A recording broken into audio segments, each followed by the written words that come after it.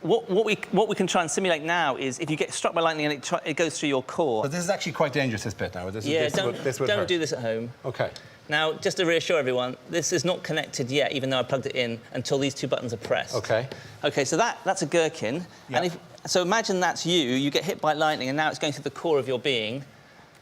So first of all, you see it boiling quite quickly, because there's huge amounts of current going through there. So it's boiling up, steam's coming out, and then it starts breaking down the very fabric of the gherkin, which could be you.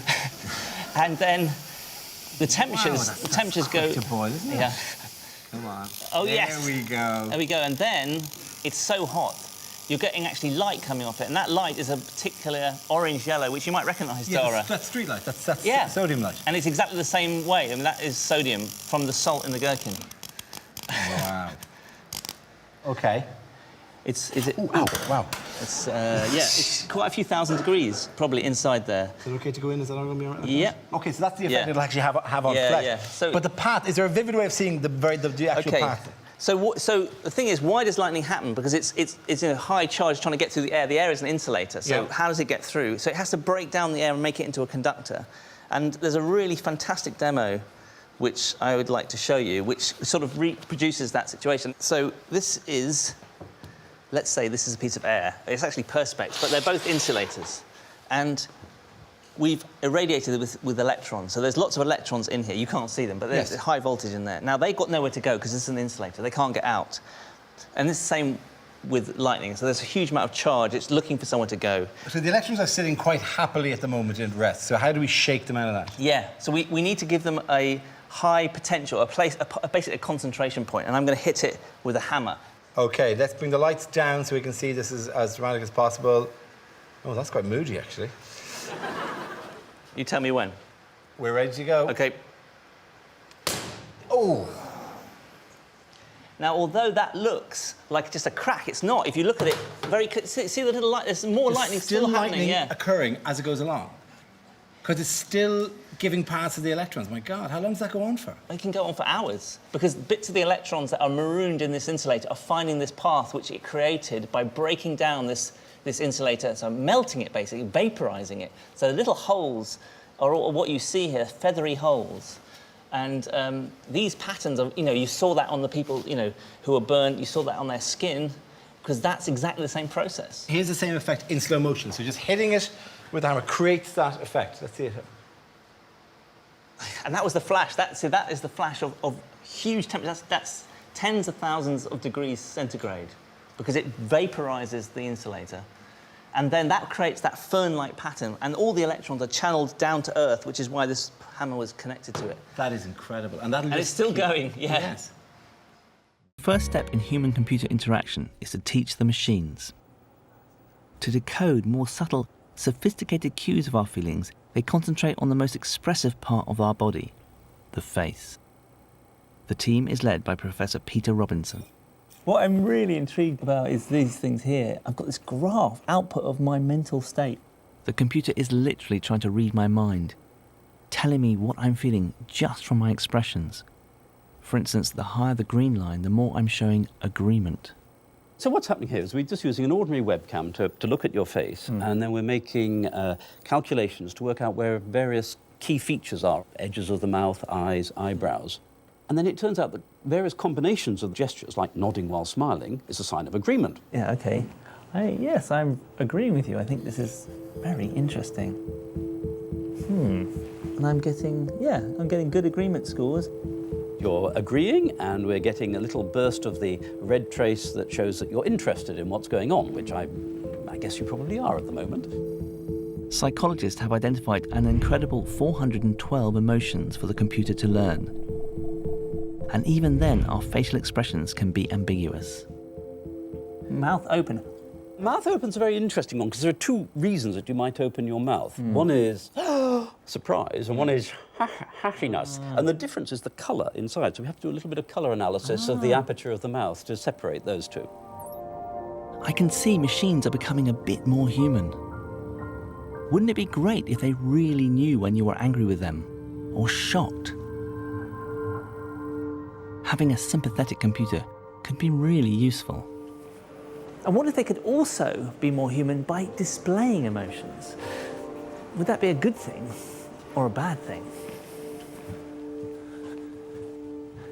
Ah, Charles.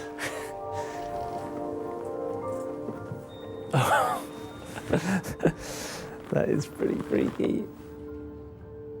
Charles is an animatronic head with 24 motors controlling his face, giving him human emotions despite a very dodgy wig. He's been built to see whether we're comfortable with an emotional robot or not. What's weird is that there appears to be some personhood there, but I'm slightly suspicious of that person, which is unfair on you, Charles, because I haven't met you really. I'm fascinated and scared. But will I be able to understand what Charles is feeling? Okay, Charles, let's have a look at your emotional range. Wow, that's very, very intriguing. Either it's pain or it's frustration. I'll go for frustration. He's grumpy. Close. The second emotion was a bit more complex.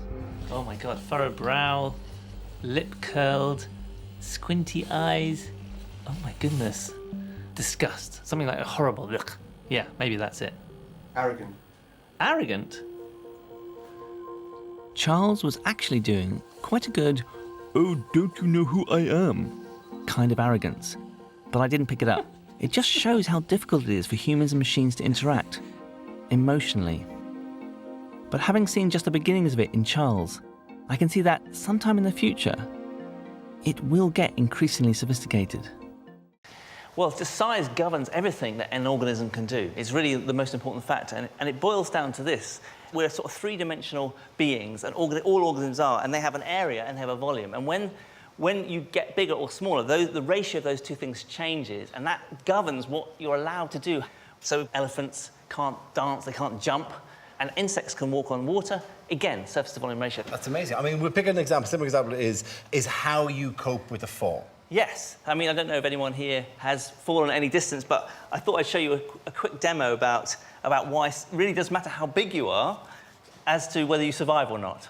So we've got balloons with ballistic jelly in them. Now, what's ballistic jelly? It's like a jelly that you make for a children's party, but it's slightly stronger, and it's actually designed to replicate the flesh of the human body or a mammal. Give me a parallel of what animal we're talking about here. Let's say that's a hamster. OK, so here goes the hamster, and the hamster's fine. Hamster's fine. The hamster's grand, the hamster has running around, survived. it's jumping, it's totally fine. We can even see the hamster in slow motion. Can we? We can see the hamster. Yes, we can. Okay, great. Yeah, should be on the screen here. Here's the hamster. Wow. I'm not saying the hamster's going to be the better of that. There did look like a bit where the hamster turned entirely inside out and then reformed as a different kind of hamster. Yeah. OK, Grant, so let's move up the scale. As soon as you get bigger, even though you're made of the same stuff, we're made of flesh and bones. OK. And essentially the design is the same in terms of our body plan. Now, this is like the size of a medium-sized dog, let's say, right? Yeah, OK. Like many people would have received at Christmas and loved for the rest of their lives. They would have. And now we're going to drop them, I'm right? sure no one here or at home is going to do this. OK, fine. But Right. So, let's see what would happen if you did. OK, Grant. Let's... OK, and... Oh! That is not what we expected to happen there, is it, Mark? It's totally fine. I would say that is, in scientific terms, a negative result. Yes, it is. Let's drop the dog one more time. And do you know what? We're going to carry on dropping this dog. Oh, wait. OK. Drop this dog until he does exactly what he was trained to do. I think you should go to one higher step. There, OK, Grant. Now, here we go with the dog. Oh! Oh. You're applauding, but this is essentially what would happen to any of us who fell off, a building or anything like that. I mean, we're not, due to our size, we're not going to survive large falls, and yet small animals can. Right, let's have a look at a replay of this. I want to see this happen in slow motion. You were just waiting to say that, weren't you? Oh, That's what you were going. I glazed over because I want to see this. Yeah. There he goes. Woof, woof, gone. Oh, wow, no, he did the same. split that there, yeah. Yeah. So what can I safely drop from this height here? You mean in terms of... Well, give me a living thing to drop. OK. That was a pointed reference to these cockroaches, I think. Yeah. And So these should be fine. Quite, look at that. I mean, they're much lighter than our little hamster. You want to do this? Anyone want to pick these up and go anywhere near them? No, neither do I. Because actually, when you do try to pick them up, when you pick them up, they get really antsy and start twiddling their little legs. I think they might be like horses, Dara. They need a firm hand, right? You just sort of whack it in there. You're like, right, let's go. Oh, you're right, you're right. Oh, there we go. There we go. All right, good for you. No, now, put it back in. I'm not touching it. What do you mean?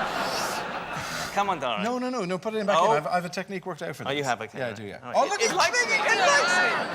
Oh, I'm going to pop them like a pancake. Actually, you know, I haven't. Okay, something about them. So there's two huge cockroaches. They should be fine at this point. Yeah, even though they're huge cockroaches, they've got a very high surface to volume ratio. They are going to hit the floor. And this will show you something else about surface to volume ratio, I hope. Okay, fine. Well, here we go. Bye-bye. Bye-bye. Hello. Oh, no, you're sliding. You're sliding away. But they're fine. So actually, there's another issue about surface to volume ratio. It's not just the pressure on the ground to do with the weight, and it's also the air resistance. So in that drop, for something as small as that, the air resistance was appreciable, and that's to do with how much area you present. These magnets are so strong for their weight and size that they're getting into everything. You know, electric cars. In fact, the whole electric car technology sort of relies on us having good supplies of this stuff. And they're useful for other things as well. I mean, So the latest use, which is, I think, you know, sort of, we're kind of familiar, aren't we, with bits of metal that are magnetic. But what about this? This is some oil. Just going to pour it on now. Ordinary, just car oil, is it? Well, it's motor oil. And what I'm doing is I'm trying to simulate an oil slick. Okay, so imagine this is an ocean. Traditional cleanup method, presumably, is to run a line around it and try to essentially scoop it off the top. An inventor in Greece has come up with a really intriguing way to get rid of oil slicks using magnetism. So he's got this kind of foam-like material. Have a look at it. Oh, it's dry, yeah. It's a bit like, it feels a bit like polystyrene. Yeah. And it's got a material that likes oil, so the oil is sucked up when you put it on top of it, and then little magnetic particles in there. So in theory, let's see if this works. So you can see it being sucked up. Look. Yeah, look well, it's definitely hoovering up the oil. So now all I need is a magnet. Okay. Okay, now look. Yeah, that's very satisfying. Don't you think? That I mean, is obviously, fantastic. if this was a massive ocean, I wouldn't be just spreading it further around. But, you know, you get the idea. This is, you know, there it is, and then you can just take it off. And then and that pushes off quite easily, doesn't it? It's not like it's as glued to this as the magnet was to the table. There you go. Oh, that's fantastic. Wow. And could this be done, though, on a huge industrial scale, or is it? Well, they have done a trial. In fact, I think we've got some VT of this, which... So when there's lots and lots of oil, mechanical methods will still be quite relatively efficient. And at the moment, they put detergent in, and that's actually the big problem, because those little droplets of oil and detergent then get spread out in the whole ocean, and they cause a lot of damage. And so this is potentially a really interesting solution. That's a very neat you can see it there. Lovely. Well, you can see it. Yeah. OK, well, what else have we got? Let's put that down. Is this oil again? Now, this looks like an oil. So this is another idea about trying to do oil slicks. But imagine instead of trying to absorb the oil, what you did is you made the oil magnetic, or at least respond to a magnet. Now, have a look at this. This is just a demo to show the idea. So this is a magnet under here. This looks like a normal bit of oil. What they want to do is turn oil into this material. That is fairly astonishing. So this is called a ferrofluid. And what it is actually is a liquid with tiny little magnets in it. They're so small, they're bonded in a way to the water. And this means it basically takes the water with it. And you get what those peaks are those invisible forces that we were all introduced to at school about magnets, the flux lines. Like the iron filings that you would scatter, like whatever. Those are just a kind of a 3D version. This is evidence that they're real, you know, and this is a field that you can see. That's fantastic. But imagine you could turn an oil slick into this stuff. Then all you'd have to do is get a magnet and you could confine the liquid. And you just basically pull it into a... Well, you could pull it by doing it the other way around. So if you hold that... OK. If I put the oil slick on the bottom here... Okay, I know. You're absolutely right. Past history has told us that this is probably bad. Can you put that on there? I'll put that on there. OK, so the magnet is there. Yeah. Now... Fields all around it. Yeah. And then you basically could suck up the liquid. I mean, literally physically suck it onto a ship.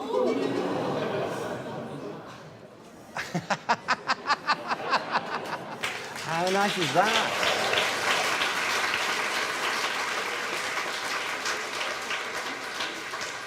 It's quite spooky as well. That is really eerie and wrong.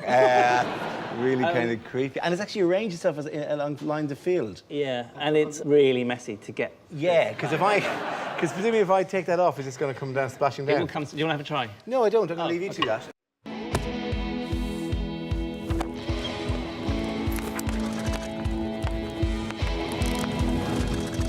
In the early 1600s, an Italian got the ball rolling by measuring and observing balls rolling.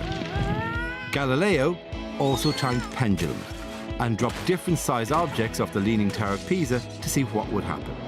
And despite upsetting the Pope, his ideas had apparently made God very cross, Galileo's work became the rock on which modern physics is founded. Later, free from angry popes, Isaac Newton moved things on by abandoning balls and embracing apples. Why, he wondered, did they always fall downwards, not sideways or up? By 1687, he had an answer. It was a force called gravity, which worked on balls and apples, and planets, holding them in nice, predictable orbits around the sun. In the 1800s, James Clerk Maxwell cast his eye over more mysteries. He showed how electricity and magnetism are related and can be combined as one force, electromagnetism.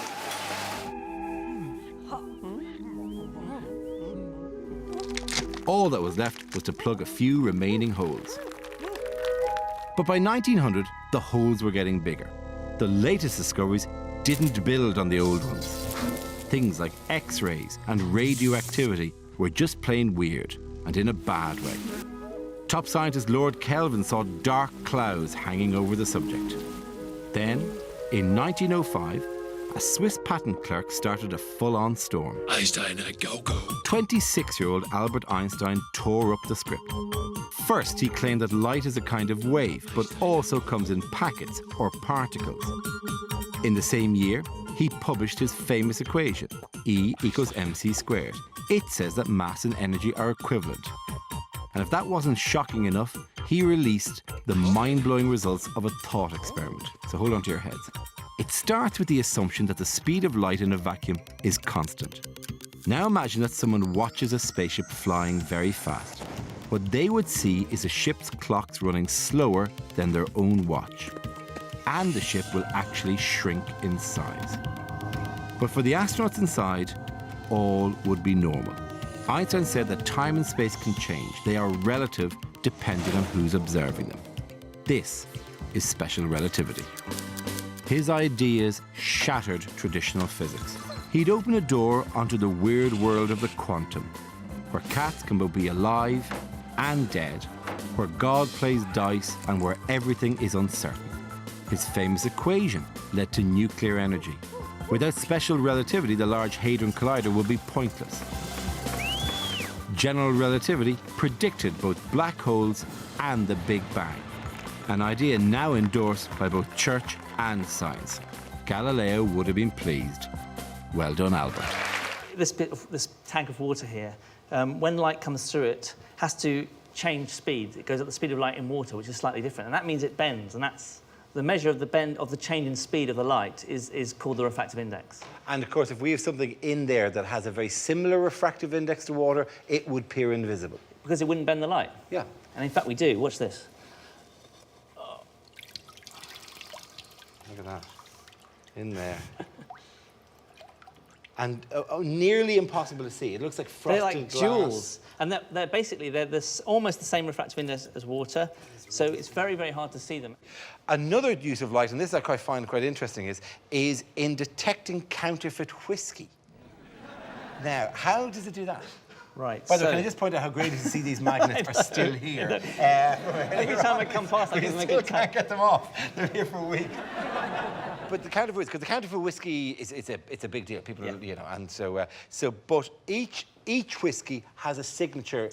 Yeah. Because So when you run if you light take through the original drink, you can shine light through it and take the scattered light that comes off it, and then compute the kind of chemical nature of the liquid. I'm sceptical about this and its ability to beat me. Let's test it. Okay. Let's see. Let's try a bit. You take a sample first before you. Right. So this is the machine over here that's developed in St Andrews University, and we're going to use their kit. So which one do you want to try first? Oh no, let's try this one first. Let's try A. this one. Okay. So I'm going to take a sample of A. Okay. Okay. Okay, Grant. Now I'm Now going to have a taste you of take A. a sample of A, but don't. But you can spit it traditional out. I think methods. there's a spitting spittoon somewhere. I'm not going to spit it. We're nearly at the end of the show. It's going to be fine. So, Dara, you can taste that and see if you know what type of whiskey it is. And over here, the computer is going to have a look at this sample I've taken. It's a nice whiskey. That's what it is. So what this machine is doing is it's taking that sample of whiskey and working out its chemical composition. And then it's comparing it with a library of chemical compositions for different whiskies that it already knows and seeing whether it is one it knows or one that it doesn't know. Yes. It's like a fingerprint of the whiskey. Yes. Yeah. You need to tell us what you think number 8 well, is. I think it tastes like a perfectly good whiskey. I'm not going to place it on some... Well, is it a single malt? Is it It's single malt. It's definitely single malt. Oh, it's definitely single malt. Ooh, very confident about that. It what tastes kind, like though? A label? Oh, I don't know. It's not too peaty, so actually, I don't know. Glenmorangie, I don't know. So, yeah. Okay. Right, let's... So we run the light through it. Now the computer comparing it and says it's a pure malt, correct, but a Japanese. Japanese pure malt. Okay, so let's find out if the computer is right, if I'm right. Is the computer right? Yes, it is. Very good. Well done. Congratulations. Fabulous. Excellent. Let's leave that for after the show. Fantastic. Okay. Let's face it, that's not a trivial task for a computer which knows nothing about whiskey, really, in terms of... But actually, and by shining lasers through it, has kind of worked it out. I mean, I think it's really impressive. The way the light is scattered by the hydrocarbons in that tiny sample is enough to give a signature, like a distinct signature for any given whiskey. Clean that off. We've got two more to go, right? So, which one should we test? Yeah, you try that.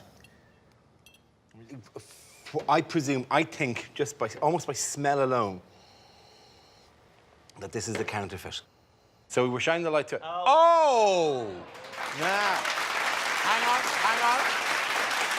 That in and of itself doesn't prove anything. This is actually the bottle. Let's lift it up and see if both myself and the computer are right. This is... Oh, well, actually, it doesn't have a lid on it, to be honest. It just had the word Scotch whiskey. This is just Alox P. Yes, that is somebody's microbial flora made liquid. And this, I presume, that's a Macallan. OK, fine, yeah. We're constantly presented with luscious images of food for us to slaver over in ads and cookery shows and recipe books, as though we're just Pavlov's dogs. But how much of our reaction to images like these are a genuine response to the idea of eating food, and how much of it is our brain putting a spin on things? Mark? Well, I mean, you heard the phrase, you eat with your eyes. And actually, there's scientific evidence that we do eat with our eyes, or at least our brains. So, in fact, the colour of food, for instance, doesn't just affect what it looks like. It actually affects what we taste in our mouth. But what about what you eat it from? The glass, in this case, or the spoon? Now, most people eat with a spoon of this material, which is stainless steel. Yeah. I'm going to contrast this with a material that is very unusual to eat your food from, a zinc spoon. Right. And one which you might be used to, Dara, with your ways, but the rest of us aren't, gold. Everything in my house. Everything in my house is made of gold. Now, will the food taste the same from those 3 spoons? Well, I would have presumed intuitively, yes, of course it will. Because they're 3 metals, and who cares, right? OK, let's try it. OK. This is... I'll give you the stainless steel first, because we're going to do the control. This is what you're used to, so you're getting used to this experiment. And that tastes like... cream. Right. Now, here's the zinc spoon. Yeah, there is... It's a bit metally, to be honest. That sounds obvious, isn't it? No, it's not. Well, it's different. It's definitely different, yes. And the gold spoon. Fantastic.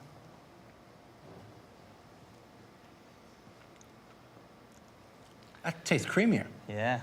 People thought it was just vanity when I said I want gold cutlery. But no, now, it's really, really good. Good cream, too.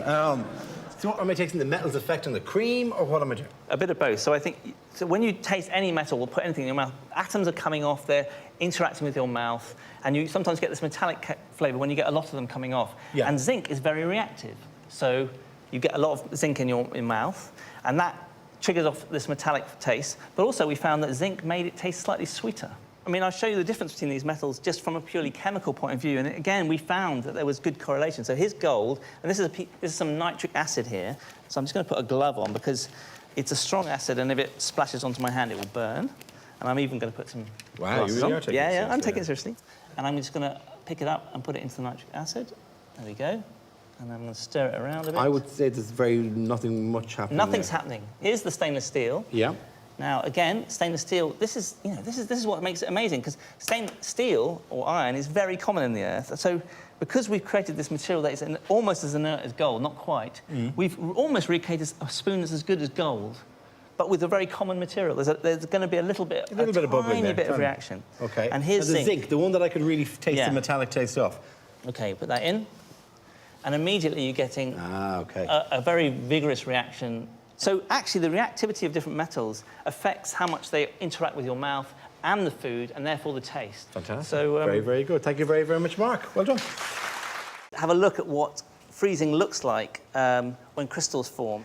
And here are some crystals of sodium acetate. Now, I'm sort of giving it an opportunity to crystallise. Right. This is slow, and you can see it, and it's quite beautiful, I hope. OK, ready?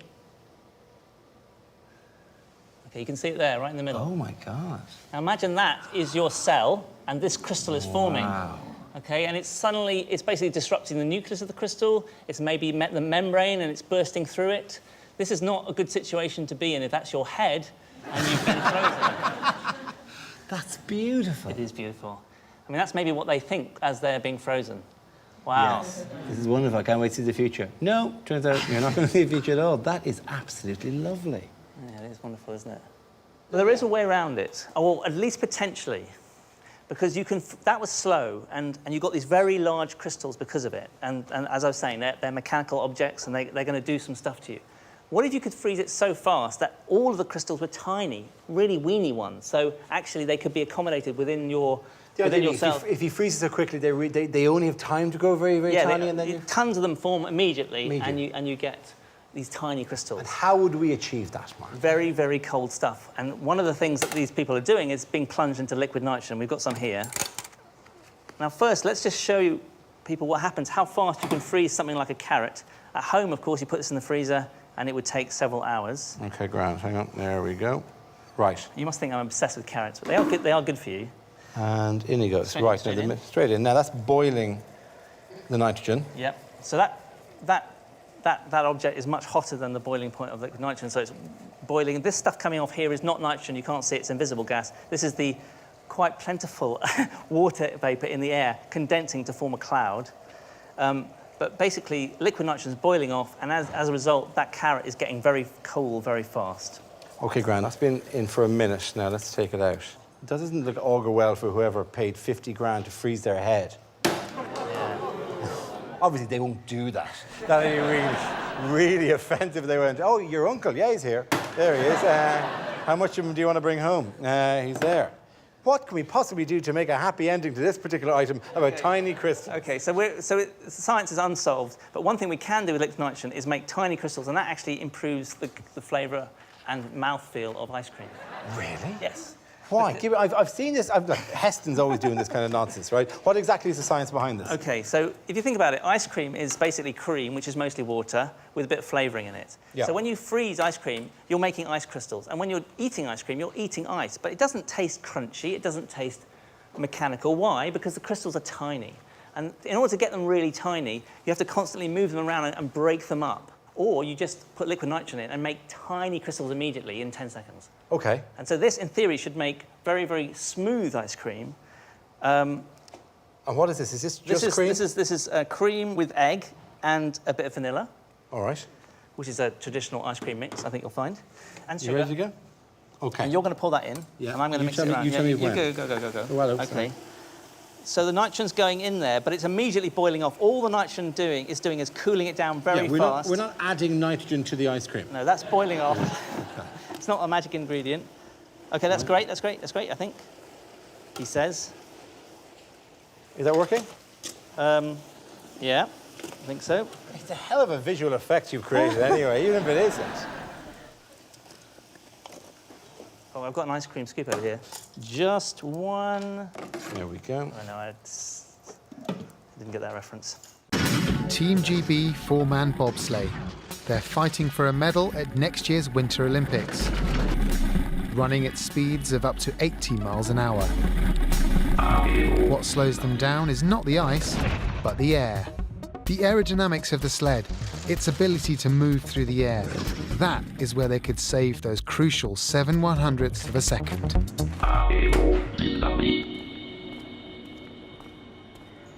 To fulfill their Olympic dream, they've come to BAE Systems in Preston. where they build the Eurofighter Typhoon, a plane that can accelerate to twice the speed of sound. Part of that extreme acceleration is down to this sleek design. Every single surface on here has been aerodynamically sculpted to slice cleanly through the air. And the bobsledders are here to use that same multi-billion-pound engineering to help them go faster. To save just tiny fractions of a second needs kit on an extraordinary scale. Wind tunnels generating hurricane-force airspeeds. What the team are here to find out from project leader Kelvin Davis is how a bobsleigh deals with that level of airflow. At full race speed, 70 miles an hour, perhaps 80 miles an hour, the sled has to move something like 20 kilograms of air out of the way every second. 20 kilograms of air? 20 kilograms. So that's like 20 bags of sugar flying at you. Yeah. Out of the way. Out of the way. Deflecting 20 kilos of air every second, how hard could that be? Come on. Whoa! Well, it's enough to literally take your breath away. And at 70 miles an hour, it feels like your skin's coming off. But this is what the team are up against on every run. So, when the tests begin, everything counts. The sled, the body shape, even their clothes could slow them down. When we're doing the proper testing. With smoke to show exactly how the air is flowing, a smooth plume is what they're looking for. Any breakup of smoke indicates air turbulence, which increases drag, losing vital time. Today, they're testing the precise shape of the helmets. So what difference can a helmet actually make? It can make a big difference. If you look at the athletes, the way that they're sitting, just the way they're aligned in the sled, the way that the backs of the helmets are protruding from the sled, any of those can make a big difference. These helmets are looking good. The flow around them is smooth, and the red line indicates that drag is low. But could a new helmet be even better? The shapes look almost identical, but a tiny difference is all they need to win an Olympic medal. Is the flow smoother? It's so hard to tell with the naked eye, but the computer has spotted something. So we'll start seeing the line appearing here, will we? Yeah, you can just see the first point slightly below, which is good. Bit of a drag reduction. That's good. It's fantastic. It's clearly lower. Exactly how the helmet has done this, we can't actually say. It's a closely guarded secret. The human brain contains around 90 billion neurons. It's the most complex known object in the universe. So-called smart drugs exist to make it even more powerful. And 1 in 5 academics have used them, according to a Nature survey. If you look in the internet, you'll find loads of examples of people who take smart drugs writing about their experiences. I've got some of them here. I went from a C average student to an A+. I wrote 2,000 words in an hour and a half. My senses are sharper, my work is much faster. Now, I'm always putting things off, dreading the big pieces of work that I have to do. If these drugs could help me out on that, I mean, I'm really tempted to try one.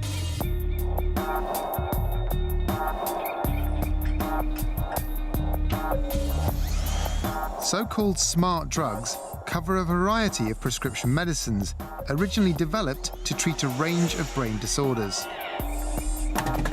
Neuropsychologist Mittal Mehta studies the different effects they have on the brain.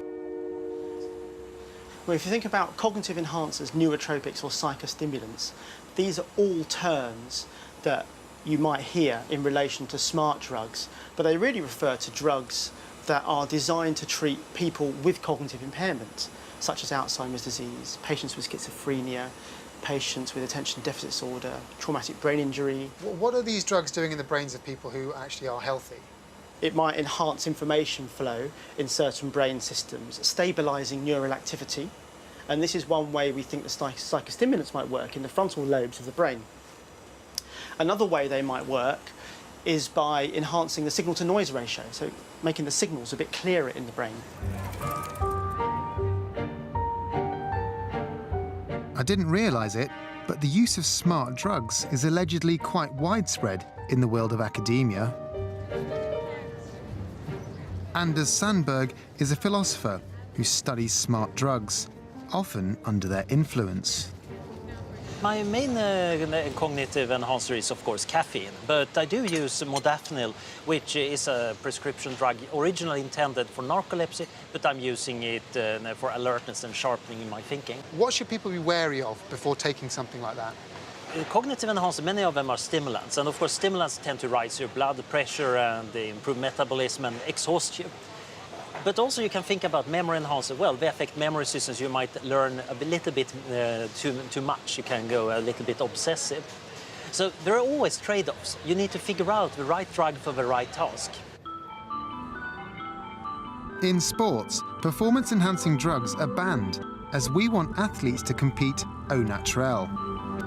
It's the same with exams. Schools and universities want to test your natural ability. So in that context, taking any smart drugs, well, I mean, that's just cheating. At Cambridge University, Barbara Sahakian is looking at the wider social issues surrounding smart drugs. I've discussed it with student groups, and some of them feel they're being coerced into using them. They feel like they know that other students are using them to get an advantage. But outside of competitive cleverness, do you think that these drugs could help us to have a better and more productive society? I mean, first of all, we obviously need to have the safety information, long-term safety information. But when you consider that we do have an aging population and people want to stay at work better, want to function in their own homes for longer and not go into institutionalized care, we may well find that this is very good. We may also find that people are making faster discovery. Now, that is fantastic. What is that? It's a Lyle's fruit bat. A Lyle's fruit bat. Will he or she sit comfortably there? He will, we hope. Yes, on you go. There we go. Now, bats seem an unusual candidate for seeking out eternal life. Why bats? They would seem that way, but in nature, there's a hard, fast rule. And in nature, how long you can live for is typically predicted by how big or small you are. Small things, they live very, very fast. Think of a mouse. Yes. Whereas big things live much more slowly. They live in a slower lane. This is always said in terms of the number of heartbeats as well. Is that just a very rough? So heartbeats again is this rough estimate of metabolic rate. The faster you live, the shorter your lifetime. Okay. However, these magnificent creatures, these beautiful bats, they defeat this rule. Bats are very, very unusual because what they do is they live very, very fast, yet they can live for an extremely long time. So the secret of an extended health span lies within their genome, and that's the work that I look on. We're not advising people to sleep hanging from their feet. No. It's not. No, okay. no. That's not the thing. Generally within animals, cells have a certain amount of time that they can keep regenerating, and then they stop. In each one of our cells, we have all our DNA. And along each length of our chromosomes, you have these repetitive regions, these telomeres, because there's a big problem in how DNA replicates. That every time your cell divides and replicates, your DNA gets shorter and shorter and shorter. So telomeres are at the end of our chromosomes that allow us to deal with all this replication. But what can happen is that there's a theory that cells can only replicate so many times because as the telomere gets shorter and shorter, they get to a critical point and then bam, that cell dies. So again, this is a bit like these heartbeats. How many heartbeats can you actually have over a lifetime? So the question is, do bats have some way of either lengthening these telomeres or stopping them actually degrading? The oldest caught bat was 42 years of age. Doesn't look particularly happy about it, by the way. I loved it. We fed him a mealworm. He was just fine. It's hard to age them because they already look creepy and really old. This one's beautiful. This is very, very beautiful. He's very, very lovely, but he is really creepy. Was the hanging upside down and the leatheriness and the that's all association? Bram Stoker's connection. I know. We do forget that. Think secret of everlasting youth, not nasty, blood-sucking vampire. Okay, Grant. You're rebranding the bat as we're going along. But the thing of it is, they may have something genetic now, and we hope to find that and then possibly use it. Yes, that would be the idea. So what is it that they're doing? Is there, as we age, what happens is some of our genes get switched on and switched off. There's an aging-related dysregulation. do the bats not experience this? So then we need to realise that, well, if they don't experience this, what is it that they're doing that allows them control the regulation? And then the question is, how would we do this? May I, or would it be inappropriate for me to touch? You might want a glove. I might want a glove, really. Are they? Do they grip? They will grip. Okay. Will they hurt? No, not if you're good. Okay. Wow, I didn't know there was an element of judgment on behalf of the bat. And I guess the whole idea will be that if you can try, it's hard to get him off this because he doesn't like to let go, but you want to try and pull him off and get your hand higher, but don't use his hand because he might bite. Okay. No, he does seem to be resisting this. Quite openly. Hello, how are you? Very, very well. His little ears are going round and round. He can hear things I can't even imagine at this stage. But a pleasure to have him here. Listen, we're going to talk to you about some other matters in the future, but thank you very, very much for bringing this fabulous animal in as a demonstration. Thank you very much, Professor Emma Teeling.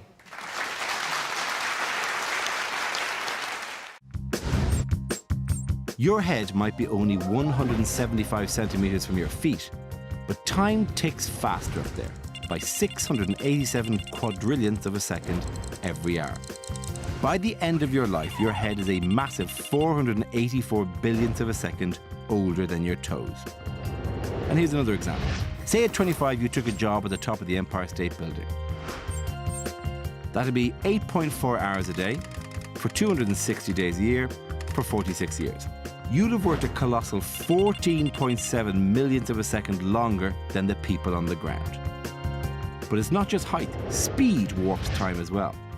Take a sprinter, a high-speed train, and the fastest car on Earth.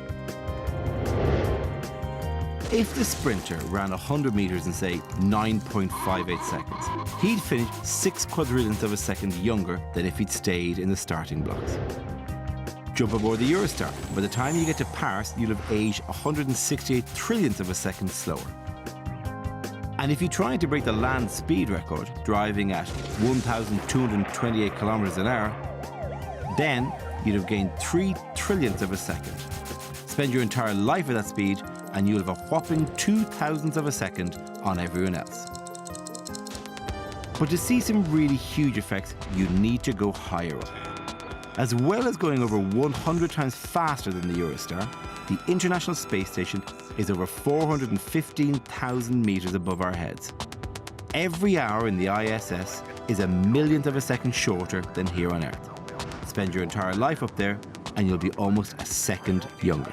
Proof that science really can slow the aging process.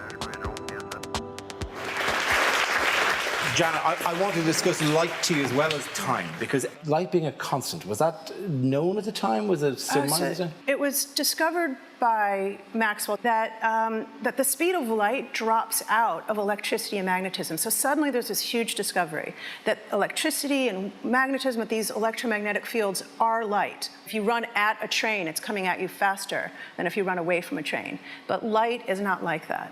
So the fact that it's the same whether you run towards a light beam or away from a light beam is actually so strange that everyone thought it was a wrong result. And what Einstein did was say, actually, I think that's right. Everything we see and every measurement we've made and all we know about space is because of light. Yes, more or less. Are there other ripples that we should be looking at? Right, so if we're going to be talking about Einstein, we have to talk about gravitational waves, which is the idea that if very massive things were to collide, like two black holes, which is sort of the favorite candidate, that they would cause space to ripple around them, kind of like fish swirling in a pond and the water would ripple. And those waves are literally waves in the shape of space. So if you were standing by these two black holes, you wouldn't be able to see them, and they could collide, and you wouldn't even know it had happened because you couldn't see them, but all of a sudden, you'd be like squeezed and stretched as those waves pass through you. And they travel at the speed of light. But if space is if space squeezes and stretches, do you actually physically feel yourself squeezing and stretching? If it's strong enough, you would. If it's strong enough to like overcome the electrochemical bonds that hold you together. Rio de Janeiro, home to 6.3 million people. That number will explode when the city hosts both the World Cup and the Olympics in the next 3 years. Its infrastructure will be pushed to breaking point. So here, they're already tackling challenges that we're all going to face as our cities grow faster than ever. This is Rio's Command Operations Centre.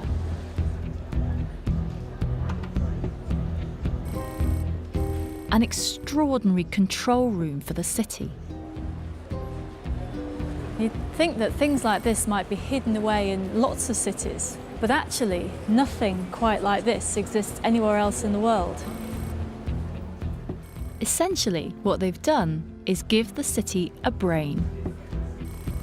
Anytime, anywhere, if something happens in central Rio, they'll know about it here. This mission control is radically changing the way the city can respond to any incident, however big or small. So this is an incident going on in the city now? Yes, a bus broke down. Is the red circle where the bus is? The red circle is the problem, and the bigger red circle is the impact area. Today it's just a broken down bus, but it shows how comprehensive the system is. The overlaid satellite image immediately shows exactly what might be affected within the impact area, like schools or businesses. But crucially, it has live information about what resources are available nearby, as every one of them is tracked through GPS. We have 2 tow trucks near that place, and we have guards there too. We call the tow trucks, we call the guards, and our crew here, they work together to solve this as fast as possible. And you can see details even about, who the guard is. We have his name. He works from 7 to 7, from 7 a.m. to 7 p.m. Do you know everything about him? We know his battery level, for example. Vamos ver o nível de bateria. 75%. So you can tell that he's probably okay to talk to because his battery isn't about to go dead. We have his cell phone, we can call him. But the system isn't just about responding to what's happening today. They're also collecting data and analysing it. They're learning how their city works. We have discovered, for example, that every Friday, 5:30 p.m., we have most of the motorcycles accidents.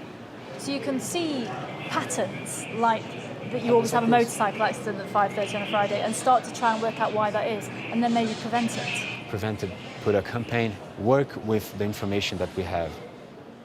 It's that ability to learn that gives this system so much potential. Rio can monitor itself to such a remarkable degree, and it can adapt and predict. It has the potential, more than any other city, to respond to change. And as more and more of us choose to live in cities the world over, and they become ever more complex, I think this has a universal application. Not even the human voice has escaped the influence of computers. Thanks to automatic tuning, you no longer have to be able to sing to record a flawless song. Estelle Rubio is a singer-songwriter who teaches studio production at the Tech Music School London. Here it is. Wow. I have to say, I was expecting a bigger mixing desk than that. Well, this is the days of digital, you see. Can automatic tuning really turn a bad performer into a good one? To put it to the test, we need a bad performance. Ba, ba, black sheep, have you any wool? Yes, sir, 3 bags full. Surely that is beyond help. So what are we looking at here? We can see all the notes that I actually sang. Yes. What we tend to do is go to the nearest note that you were singing. Say, ba, ba, black. Let's just see. Ba, ba, black sheep. So you're going through and you're drawing lines where you want the sound to be, where you want the pitch to be. Ba, ba, black. Automatic tuning literally drags off-key singing back into line. But does it just polish up something that shouldn't have been recorded in the first place? Yes, sir, 3 bags. So you can see now you're sounding in tune, but in a way we've lost the kind of essence The of quality of the voice. You've lost the quality of the voice. Now, do you think that all of this sort of editing and changing, do you think that's cheating a bit? I still think there are still great singers, but why not let everybody have a chance to make music? Music's about kind of the universal language, it's about sharing, why not? Why can't everybody have a go and play around with their voice and make themselves sound better than they are? In studio recordings, computers are definitely here to stay. But there's one area of music that humans must be able to call their own: composition. Can computers reach anywhere near the creative heights of composers?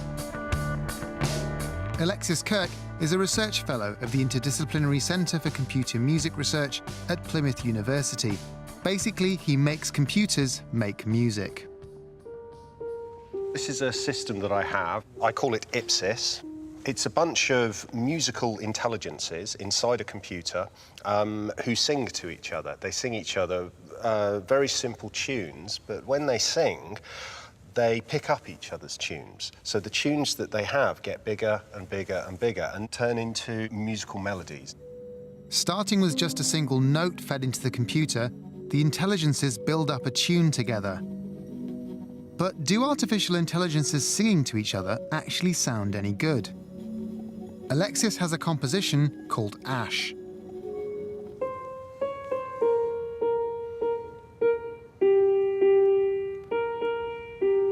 So if you close your eyes, it's like a 4-year-old playing piano. Yes. Learning how to play piano. Yes, it's very plodding. It's very kind of precise in the rhythm. No human would play this tune this way. It might not sound like much, but to write a pleasant melody from scratch, computers have to draw on something they just don't have: feelings.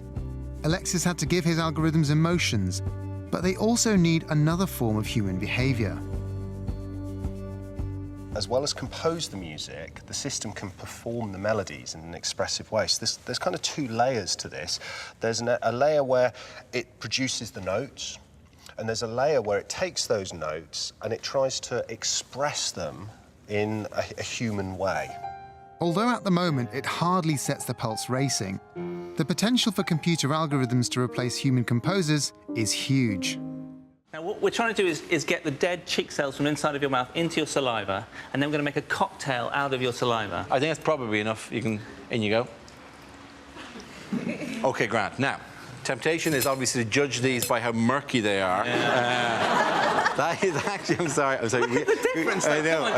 Yeah, that is insane. That one actually saliva. is. Honestly. That one's actually filthy.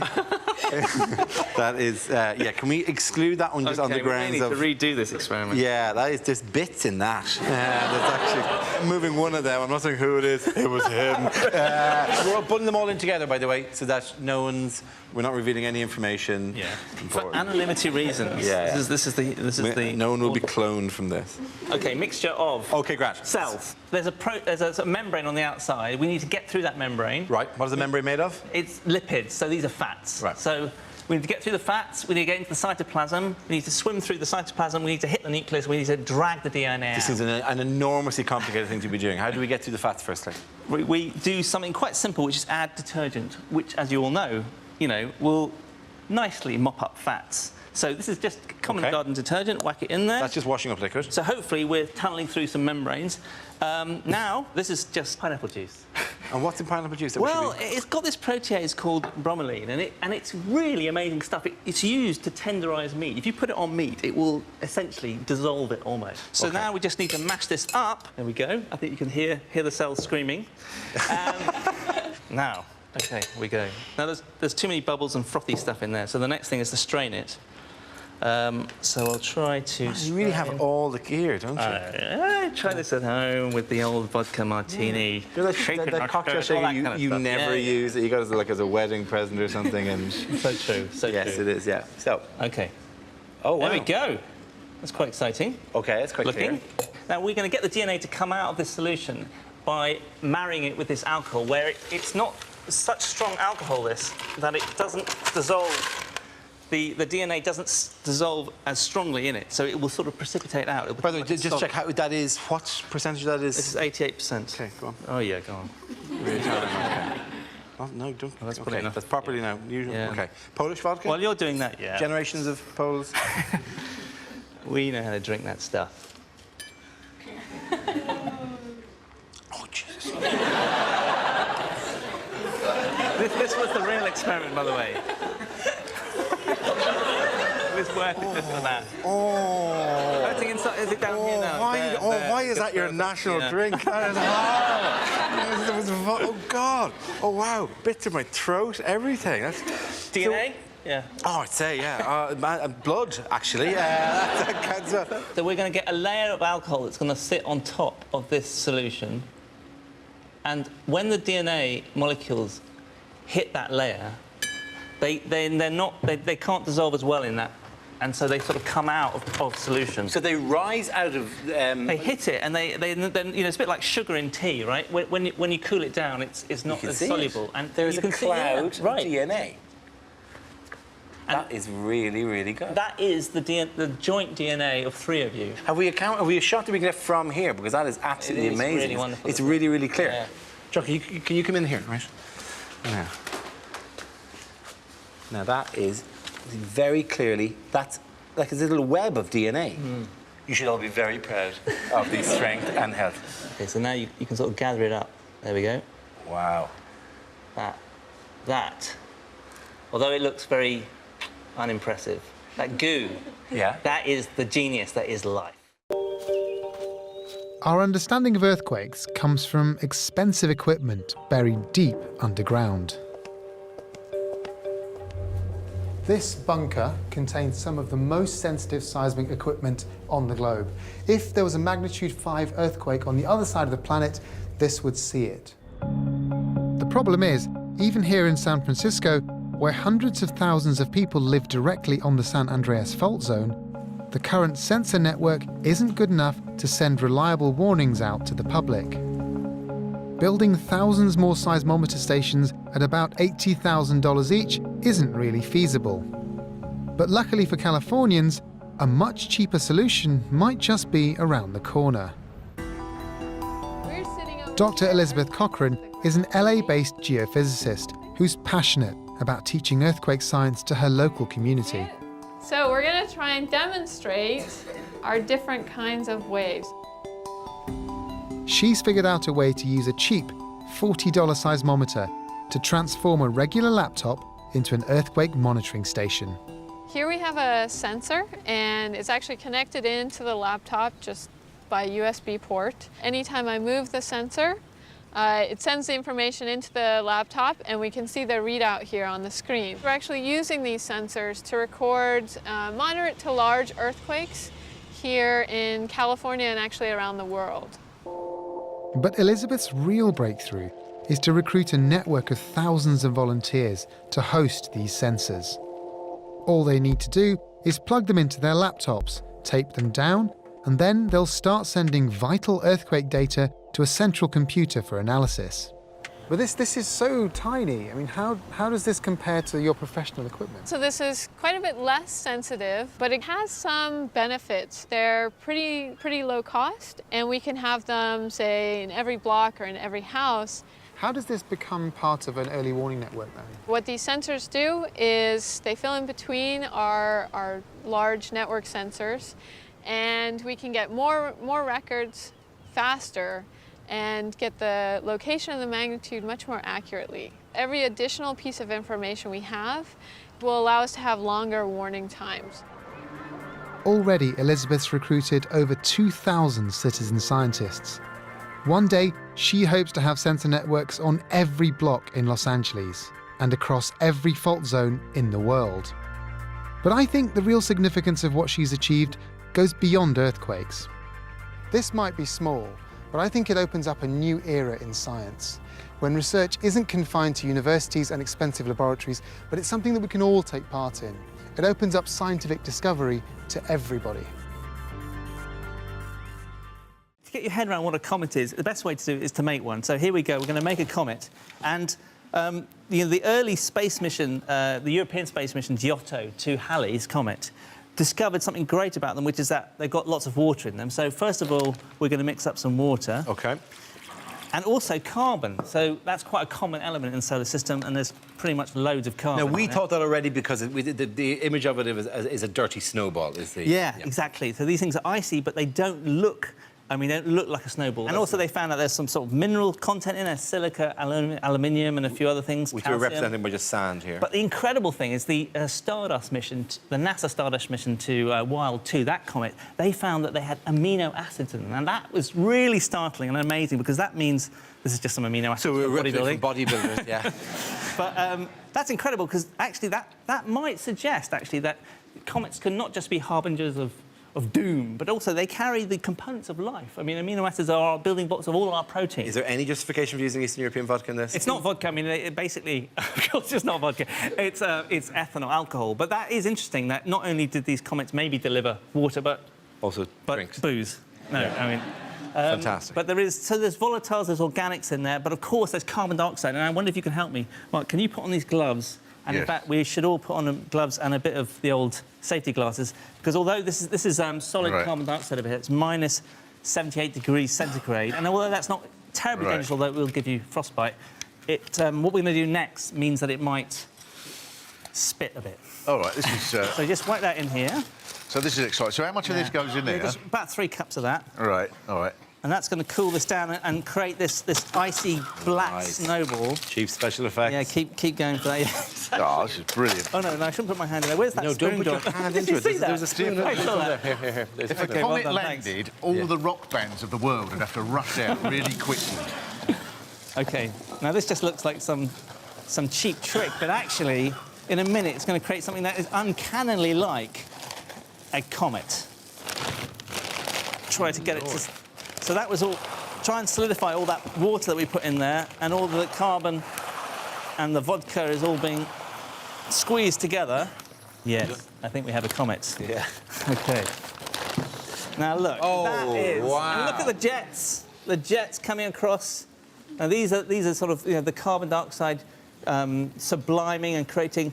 and then cooling the water and the water in the air is then creating this steam. Now, and look, imagine that going around the place. there would be jets on an actual comet as well, of course, yeah. Yeah, as it comes near the sun, this starts to happen. So as we come near to Mark, his charisma, the warmth of his charisma, his personality starts to warm the side of it, and that's the coma, so-called, that you see around a comet. And that's how we dissolve It's the comet. amazing how much you've created a comet that looks like a human brain. Actually, yeah. OK, wow, that's fantastic. As it was exactly as it would appear in space. Ladies and gentlemen, this is Mark Miodovnik's comet.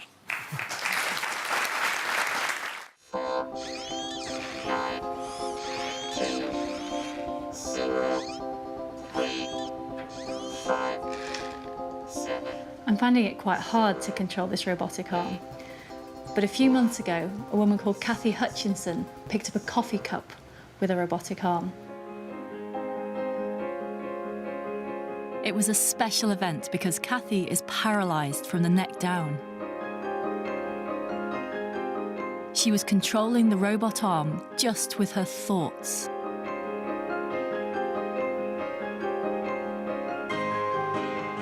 This remarkable moment was the result of 5 years' intense collaboration between Kathy and a team of over 40 scientists. Our brains are buzzing with electrical activity, signals whizzing round all the time.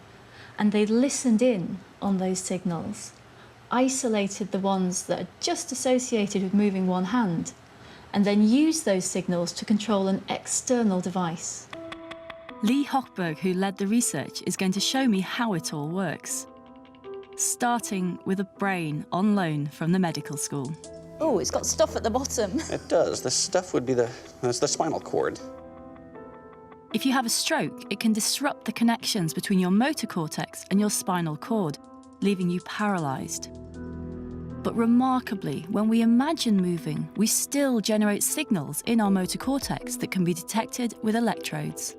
So tell me what this is. So this is the brain gate implant that we've been using in our clinical trials. If you squint your eyes, there's 100 tiny electrodes, each of which is either a millimeter or a millimeter and a half long. So it would be placed essentially right on the motor cortex, right about there. And then the cells of interest are somewhere between a millimeter and a half deep inside the brain.